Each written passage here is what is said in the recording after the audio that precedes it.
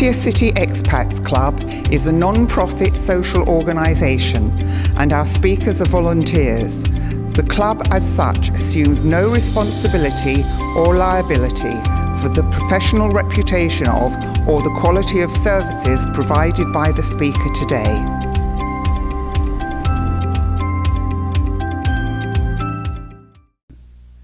Fake news got to be popular maybe 5-6 years ago, and one of the dictionary people made it the word of the year, even though it's 2 words.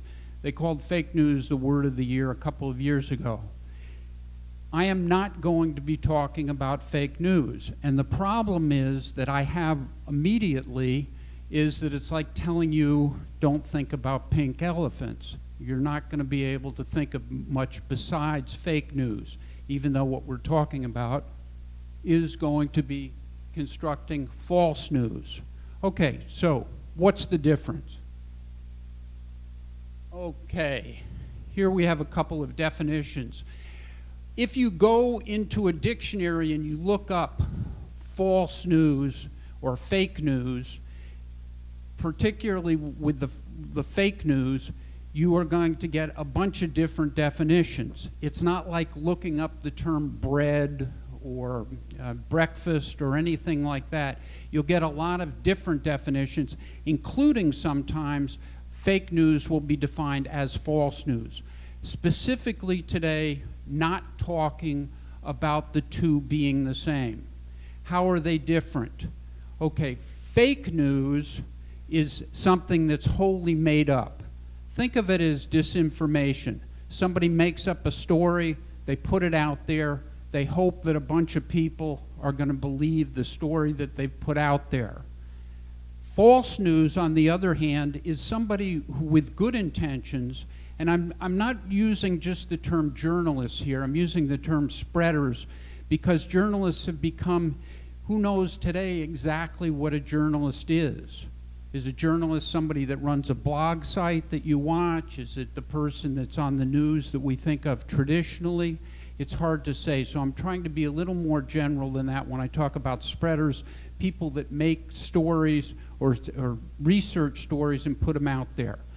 With the false news story, somebody is actually trying to get a story out there that is real.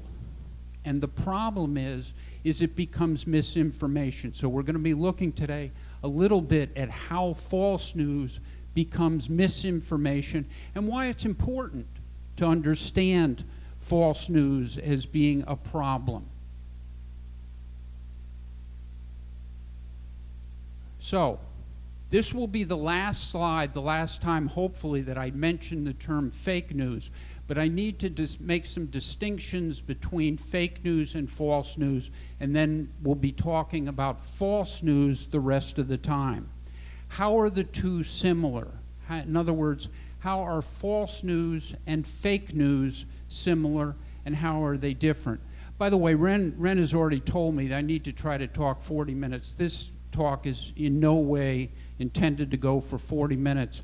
So rather than do it traditionally with the questions at the end, if somebody has some brilliant comment or something they want to say in the middle, just raise your hand. I'll recognize you. You can talk most of the time anyway, if that's okay. Okay, so differences between and similarities between false news and fake news. False news is, again, or similarities. Let me start with the similarities. Both of them can lead to situations in which people are misled or they're being taught something that is not necessarily true or needs more testing to prove whether or not it's true. Also, either can be broadcast as factual. If you are a person that is receiving the news, you're left in the same position. You're being led to believe something that is not necessarily true, or it needs more information to be tested to find out whether in fact it's true. And finally, and this is the most important part, policy and political decisions get made on the basis of bad information, of either fake or false news. How are they different? The big difference is with false news, the person is putting out information that they hope people will just see and will take in as normal. They're not trying to persuade a political point of view. False news generally doesn't have a left, a right, a middle point of view. It's just pretty much non-controversial. The problem is that it can still cause some damage, and we'll take a look at a particular case of that today. Fake news is generally intended for a specific audience. This, again, talking to one of the people here today, oftentimes we tend to believe things and we look for information that confirms our already existing beliefs. If I believe that something is bad, anytime I read something about it that suggests it's bad, I'm going to take it in. If I believe something is bad and I see something else that says it's good, I'm probably going to disregard that information. So fake news is generally intended for a specific audience, whereas false news, that is, the information is provided for a more general kind of audience. Again, give an example when we get to it in just a minute.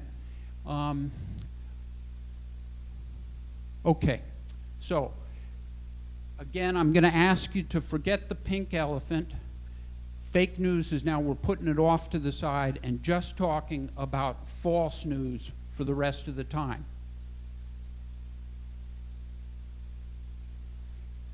I used this example a couple of years ago when I talked here about a different kind of situation. I was talking about how information gets spread sometimes. It's called the contagion effect in psychology. I'm using it for a different purpose here, and it's the Seattle pitting epidemic. And I use this as an example of seeing something that isn't there and then explaining why it is. Looking, for example, if you look at your hand and you put it under a microscope, you'll see something very different than if you just look at your hand without the microscope. The Seattle pitting epidemic occurred many years ago. It was in the 1950s outside of Seattle, Washington. There was a local town in which people began to notice their cars had these little nicks and dents in the windshield. And several neighbors got together, and apparently the local newspaper in this small town ran a story about it. And then as a result of that story, other people began to notice these nicks and these little dents. What happens when you get something that's unexplained like that? Typically, what would you get? What would you suggest happens? Okay, and that's in fact exactly where the explanation ended up going to. But before it got quite as bizarre as UFOs, there were some other explanations.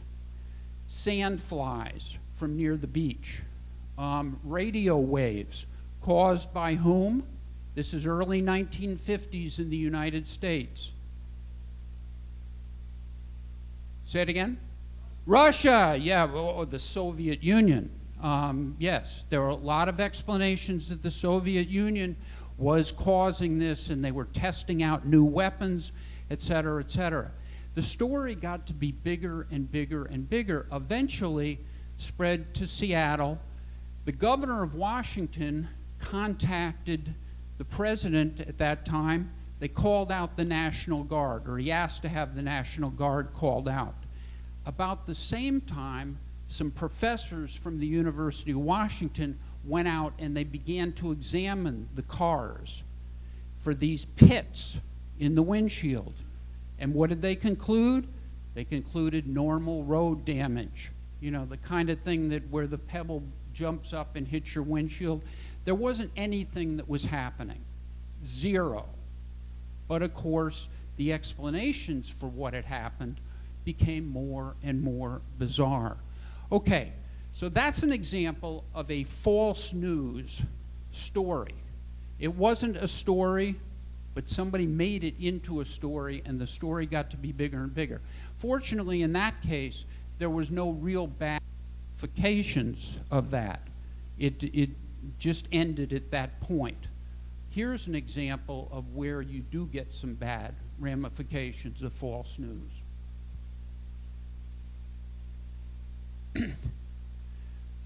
Suicide is one of those topics that immediately causes emotional reactions. If you know people that have committed suicide, or if you know families where a suicide has occurred, you know that oftentimes what happens is people look to explain why. Why did that happen? Is there something I could have done, et cetera, et cetera. So it's a very kind of emotional story. I got interested in suicide many years ago, not from a personal standpoint, but I got interested in it when I was teaching a high school U.S. history class. It was one of my early classes, and it was a class in which we were supposed to talk to the students about advertising and the effect of advertising. And so I thought, okay, what would be a product? What would be something that I could get the students to advertise and do that would be really strange, but would nevertheless show them how powerful advertising can be? And so I came up with the idea of, okay, develop some suicide products. You know, develop, you might be thinking, well, this probably wasn't the smartest thing in the world to do with a high school history class, and you would of course be right. I heard from lots of parents who said, geez, what are you doing? You know, you got my kids and you got them talking about suicide. No, thank you. But in any event, they developed these different posters around suicide. What I learned in watching that is how different males and females regarded suicide, how the attitudes were so different. The girls in the class would come up with these posters that had music playing, you know, heavenly choruses. They were peaceful, floating off in, you know, so usually with sleeping pills and things like that. The guys, it was like 180 degrees. Swords, knives, guns, blood. The more bloody and the more violent you could make the suicide, the better as far as they were concerned. Okay, so I put that in the back of my head, and years later, several years later, when I was teaching psychology, I began to look, when we got to the topic of suicide, I thought about a little bit about some of those differences.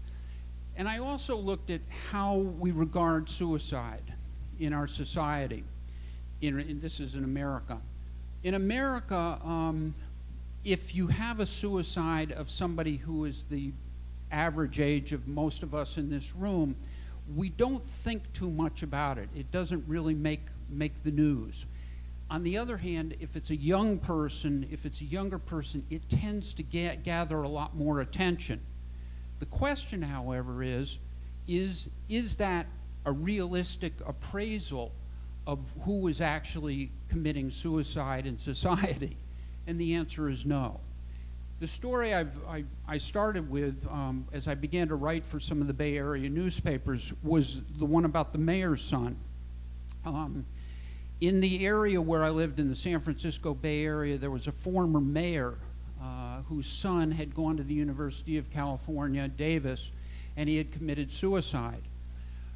The former mayor ended up petitioning the University of California legislature for the various schools because he wanted additional mental health funding provided for the topic of suicide. Okay, that sounds like a good idea. Just, you know, let's put more money into that. That would be a way of improving the services that were being, you know, provided to students.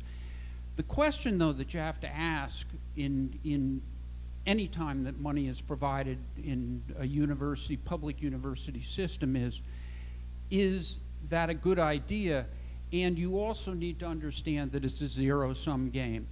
If you take money and put it into, say, suicide prevention, additional counselors, et cetera, you're going to be taking it from somewhere else. You're going to be taking it from teacher salaries, you're going to be taking it out of building construction, et cetera. And you want to look and see, okay, is that a good idea? Well, here's the thing about it. First of all, in the age demographic, 15 to 24, which would obviously include most of the college kids that would be in that group, there's actually a lower suicide rate than every corresponding 10-year group above that, 25 to 34, 35 to 44, et cetera. In fact, up until about the age of 85, suicides for each 10-year period increase. That's the first thing.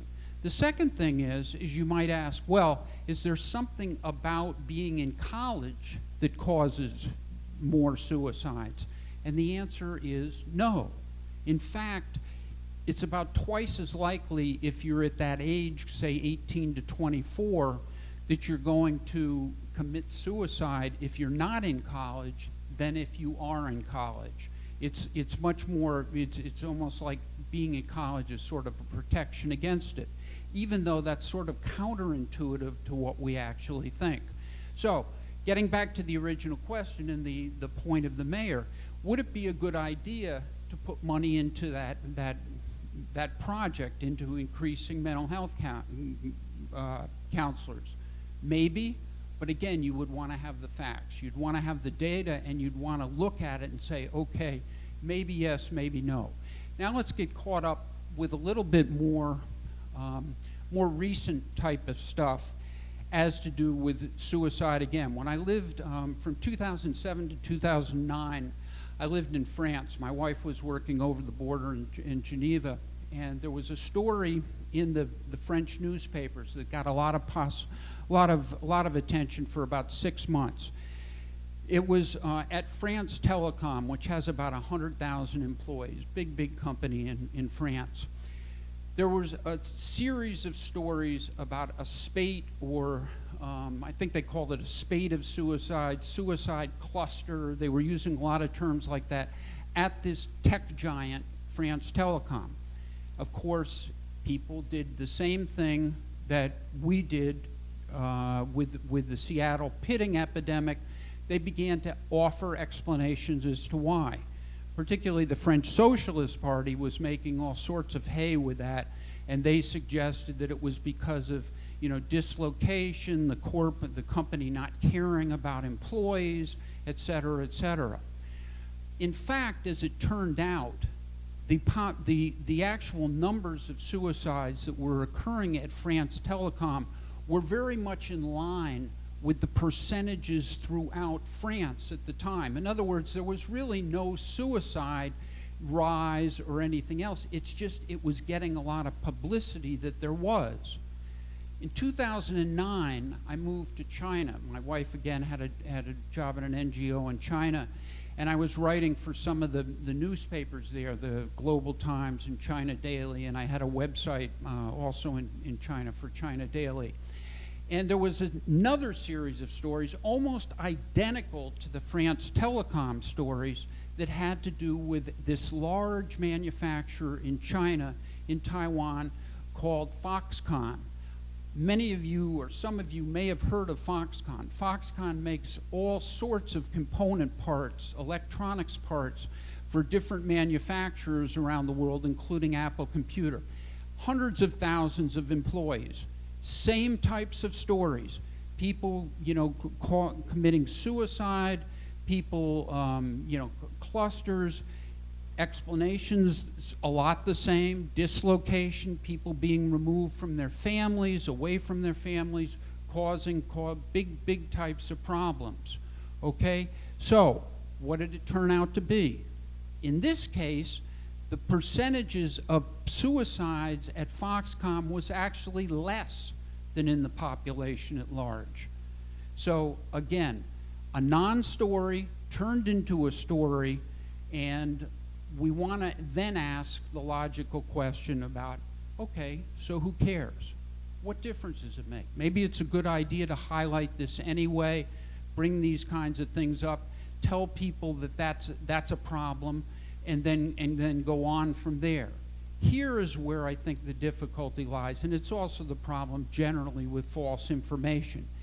As a result of having bad information, misinformation, you oftentimes end up with bad policies.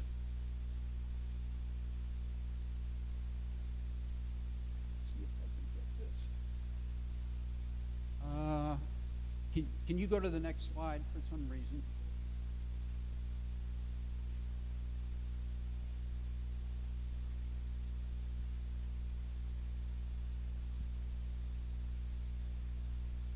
Is it up? Oh, this is it. No. Okay. I'll go to COVID in Thailand in just a minute. Yeah.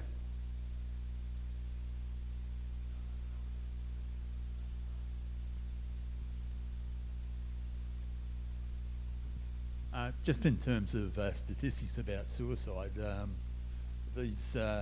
always sort of doubtful about statistics anyway, but you've got a lot of cases like the recent Kazakhstani woman that where it could be suicide or it could be something else. And I'd also wonder, in terms of suicide statistics, assisted suicides, where you're not really sure that the suicide has been initiated by the person themselves or the person that's assisting them. How do you feel about the statistics in that sort of light?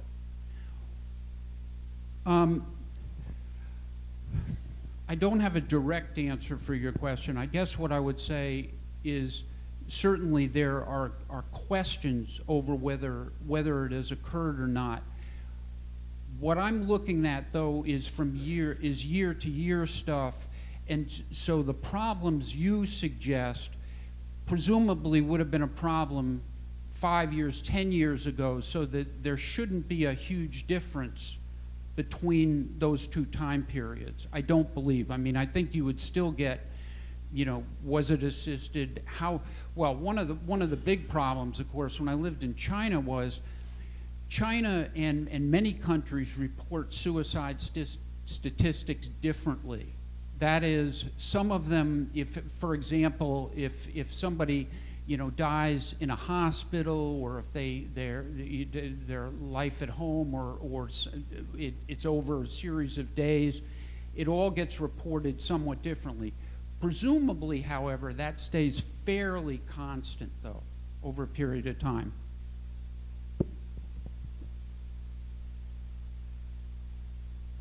Yeah, I would say that when we're talking about statistics from different countries too, there'd be different cultures. There'd be some cultures in which suicide is somewhat shameful, and therefore it wouldn't be uncovered. It would be covered up and out of the statistics. Yeah, good point. Way in the back there, right? Yes. What's your take on the rise of suicides of military men that have just recently they've been talking a lot about? I don't have one. Don't have a take on it. One over here, Pat. I think that the Foxconn story, Foxconn was Apple's iPhone maker, and those suicides got a lot of airtime. They were a hit piece on Apple, but by the opposition, as far as I can see.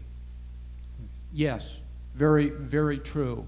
And I'm gonna go back. Let me get back to that, because I think I think the crux of this is not to talk necessarily about the suicides themselves, but how the response to it.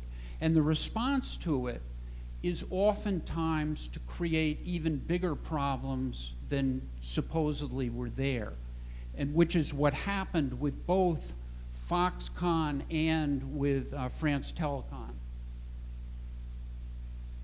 So the question really is, why care? Okay, so they've reported these suicide statistics. Why should we care about it? And the answer is because oftentimes we make bad judgments relying on bad information. In the case of France Telecom, I put up here a link. Several years ago, although they hadn't done anything wrong, some of the France Telecom officials were sent to prison. That's the first thing. Nothing wrong, however, it became a big story. And I also should tell you the other part of that is, as I said, the French Socialist Party was making all sorts of, you know, demands and hay over this situation in France when it occurred. You know, they were getting a lot of attention and, you know, trying to convince people that really it was bad. These corporate giants just didn't care about you at all, et cetera, et cetera. In the case of, and we'll getting to your point about Apple, in the case of, no, that's not where I want to be. Yeah. In the case of Foxconn, they ended up doing a couple of things. The company, in response to this presumed or supposed spate of suicides, ended up constructing a bunch of suicide nets outside their building. So if you go online, you can still see pictures of the various kinds of buildings at Foxconn, and they have these nets all around the buildings in order to catch people, supposedly, who were trying to jump to their death. The second thing they did, which was also a lot of an expense and some, I think, somewhat humorous, is they set up what are called catharsis rooms at Foxconn. Catharsis is a psychological principle, and it suggests that if, for example, you are mad at your boss, the way to get your anger out is to go in somewhere else and to take out your aggression on something else, like, you know, a blow-up doll of your boss. You go in with a baseball bat and you bang the, you know, blow-up doll, or you throw darts at the blow-up doll, and that's going to get your aggression out so you won't be mad at your boss. Again, a cost of money and an even bigger problem. Psychologists, again, have studied catharsis, and guess what? It doesn't work. If you go and hit the blow-up doll of your boss, it doesn't make you want to hit the actual boss less, it makes you want to hit him more. So probably not a great plan and not a great way to go about solving a problem that wasn't a problem to begin with. Okay, brought up to the present day. Some of you may have seen the story a year ago or so in the Bangkok Post that suggested that the COVID lockdown had resulted in a, as they said, the rise in suicides linked to COVID stress. Now that makes a lot of sense. If we think about it, if you think back to when we first had the lockdown for COVID, people are going to be locked in their rooms, they're away from their families, and they're going to get more depressed, they're going to be higher rates of suicide. Bangkok Post looked at a very short period of time in Thailand and concluded that yes, COVID stress, COVID lockdowns resulting in higher rates of suicide. In the last month or so, the Bangkok Post has had another story, again suggesting that there were about 1,000 more deaths a year over the last 4 years. They didn't suggest that it was necessarily as a result of the COVID lockdown, just kind of put that information out there. Okay, so what do we conclude? Do we conclude the Bangkok Post was right? Well, we don't really have enough information to make that judgment. First of all, we don't know what other variables might be involved in whether or not there was a rise in suicide, but there's a related problem. About a year ago, the New York Times did a study, And again, they were examining the exact same thing. They looked at 15 countries around the world that had lockdowns similar to Thailand. And what did they find? Did they find a rise in suicides? Well, in 7 of the countries they did. And in 8 of the countries, they found that suicide rates had actually declined. So the bottom line with this is that you don't really know. There's really not enough information out there to conclude one way or another. I mean, I could suggest to you something that has been suggested before in times of war, that people actually, when war comes, it's not that their suicide rates go up, they actually go down because people kind of pull together. The families get together. There's this all in it together type of attitude that develops. Bottom line point on this one, again with Bangkok, we don't really know. We don't know whether the suicide rates increased, decreased, or stayed about the same. We certainly don't have enough information to conclude, as they did, that it was the COVID lockdown resulted in a rise of suicide cases. Okay, that's about what I have for today. If people have questions, great. I'm going to put my information up here, my email information, patrickmatamore1@yahoo.com. Certainly love to hear from people. If you have examples of false news, love to hear it. Again, talk today not about fake news, okay? Not a politicized kind of talk, but one about false news. Questions or comments? Yeah, I should thank you for today's talk, and also, since we're not talking about fake news today, when are you going to give that talk? Not going to do that one. That you know, the trouble with that one is it just you're talking to a certain group. First of all, the biggest problem is it's just tough to get a common definition of what it is. I mean, people will disagree, and as soon as you take one position or another, people are going to jump on you and say, so it's not worth it. Good point. Hey, Patrick, thanks for that. Something I've been concerned about for a long time is the number of journalists that get killed in their line of duty.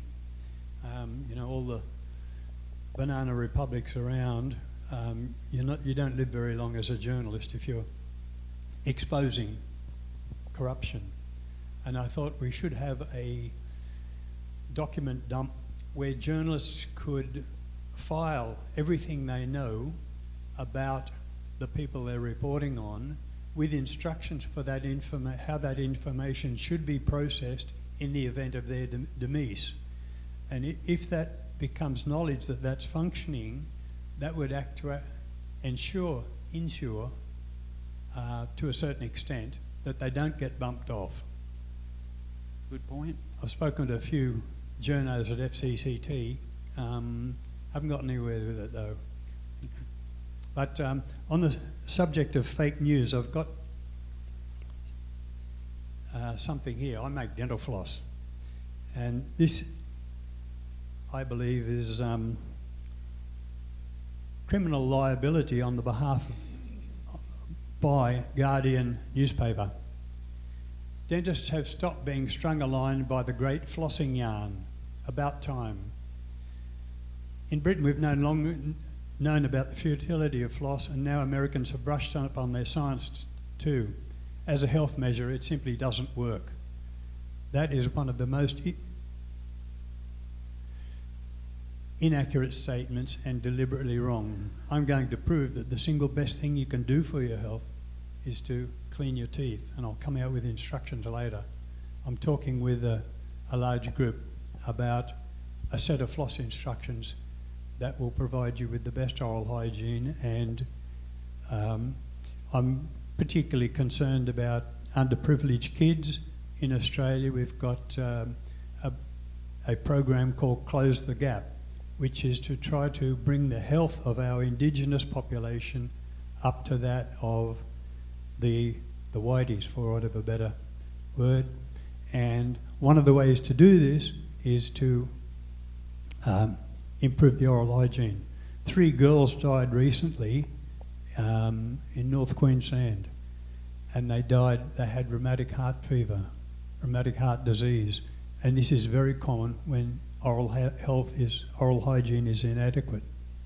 I won't read any more of this, but it's a deliberate hit piece on dental floss.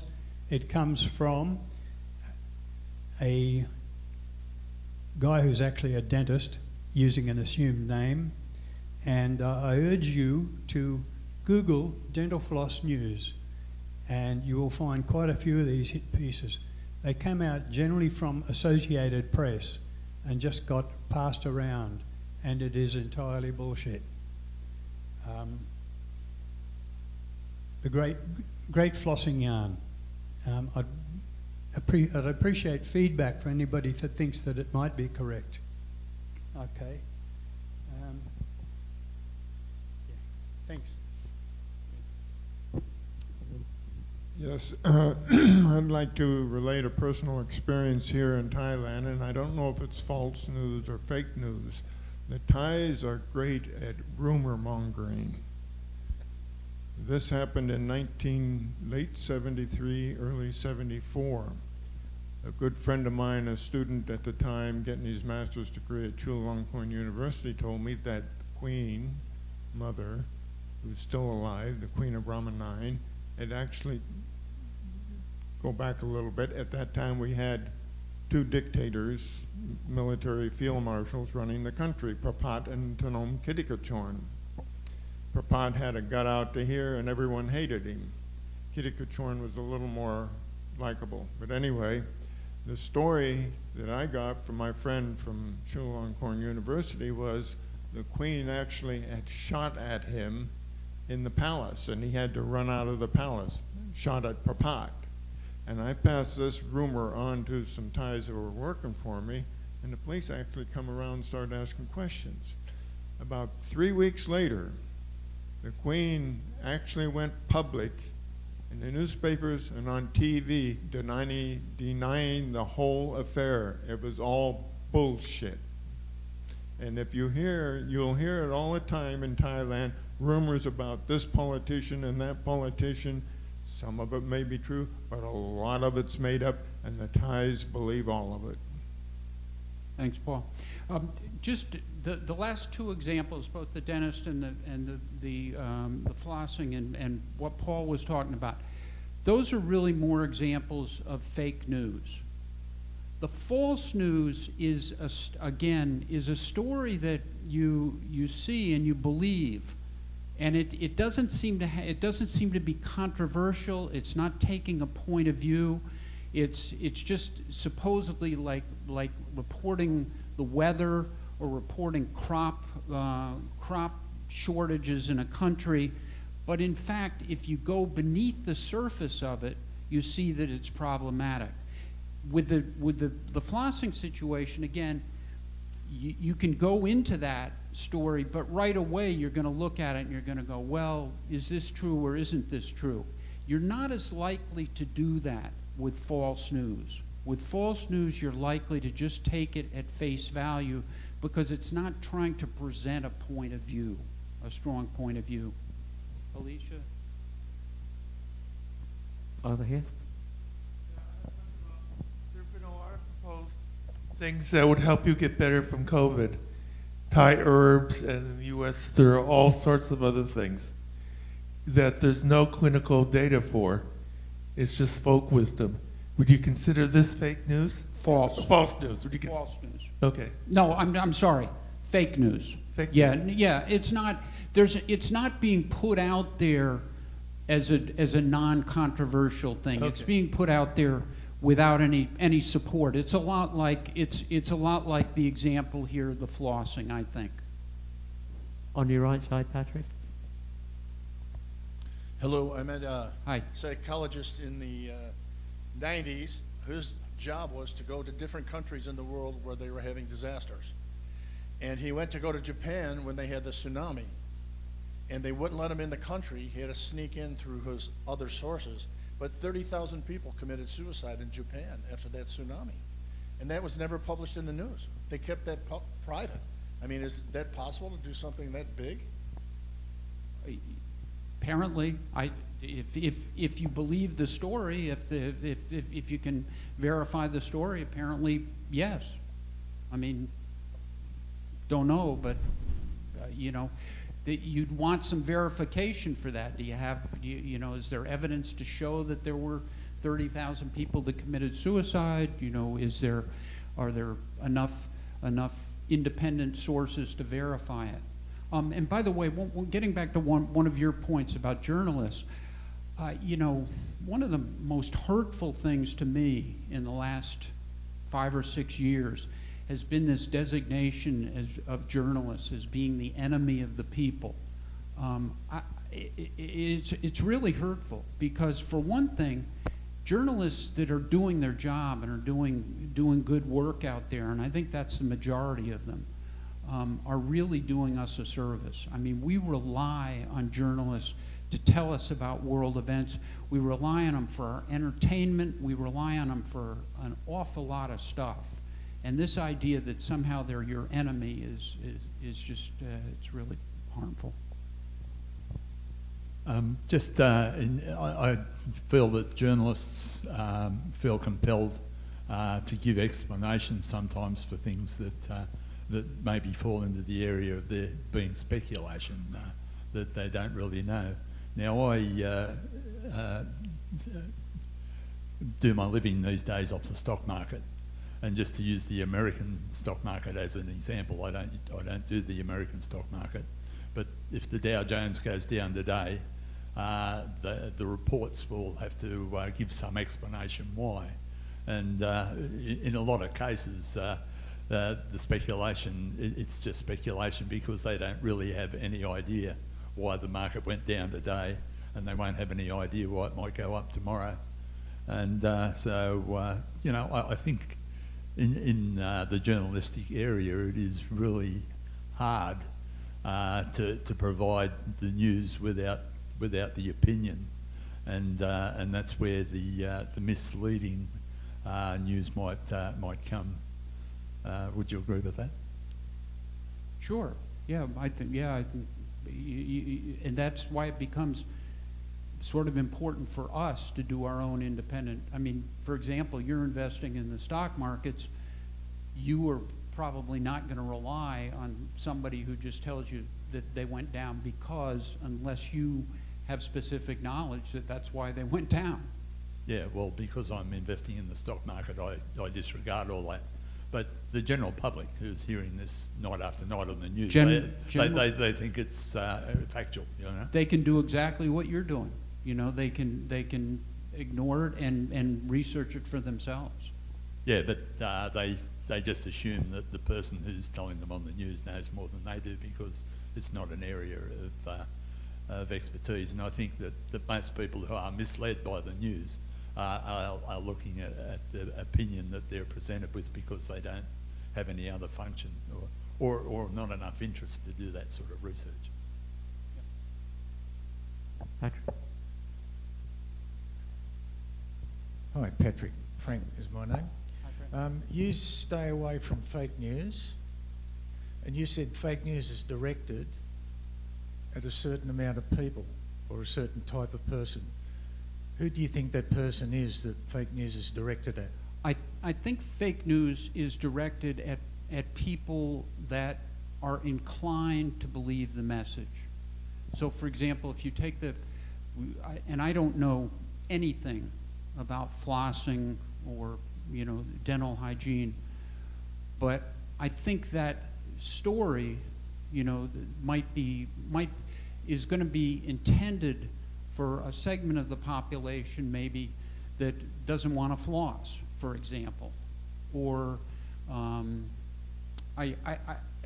again, it gets back to this whole idea of we like to find things, we like to look up. The whole room, if you think of the stories that you're going to read about today, or the news you're going to look at, the television programs you're going to watch, you're going to find, you know, you probably go to the same kinds of sources over and over again. And that's, when I say that fake news is intended for a specific audience, I think it's intended for the people that already sort of believe the message, preaching to the choir. Do you think in the main people have turned away from mainstream media and are sourcing their information Certainly seems like from the internet? Certainly seems like it, and it. I mean, all the studies suggest, you know, the Pew in research in PEW research every year does a study of, you know, Americans. I think it's just Americans' faith in the media, and it goes down. It goes down every year. I mean, the last one I looked at, I remember when Jon Stewart was doing Comedy Central, he was like the second most trusted, you know, person in the world, and he was a comedian. You know, he was a comic, but, you know, people believe what he said. It's, you know, that's a whole different topic, but the fact that news sources have become so fractionalized today, I mean, some people here are getting their news at one place, somebody else is getting, you know, when most of us grew up, that was just not the case. We got our news in the United States. You got your news in one of 3 networks, period, and maybe, you know, that was it. And the newspapers, the local news. Thank you. One of the things, I must, firstly, Patrick, wonderful talk. Really, it was a delight to listen to. A round of applause for Patrick. One of the things, if you ever get a chance, you want to watch a documentary called The Social Dilemma. Have you seen that documentary? Really good. And one of the things, and they interview some of the founding brains behind Google, etc. And now AI on the web, artificial intelligence, it's geared up to keep you clicking, right? So if you click on right-wing propaganda and you do a web search on if you're an anti-flosser and AI has recalled that you are an anti-flosser and you'll say, is flossing bullshit? It will take you to an article that flossing is bullshit. If you see that you're a pro-flosser, it will take you to an article that says, no, flossing is fantastic. And similarly with your political designations, right? It will take you to where you tend to go. So you will get your opinions reinforced through the AI. The AI doesn't care. It's just sending you where it thinks you want to go. And they asked this one guy, and this was before the invasion of Washington, and he said, what's your biggest fear? And he said, civil war.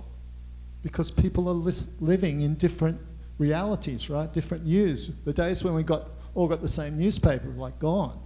You can get whatever news you want. And the good news today was Patrick's talk. Thank you, Patrick. It was fun. Thank you, Ryan.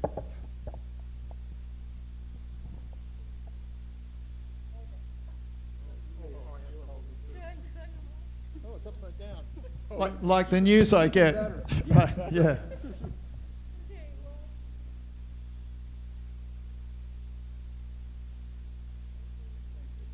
Thank you. And it wasn't false news that he was going to give a good talk.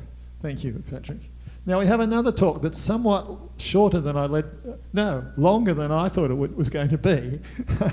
But lately we've had ridiculously short mornings.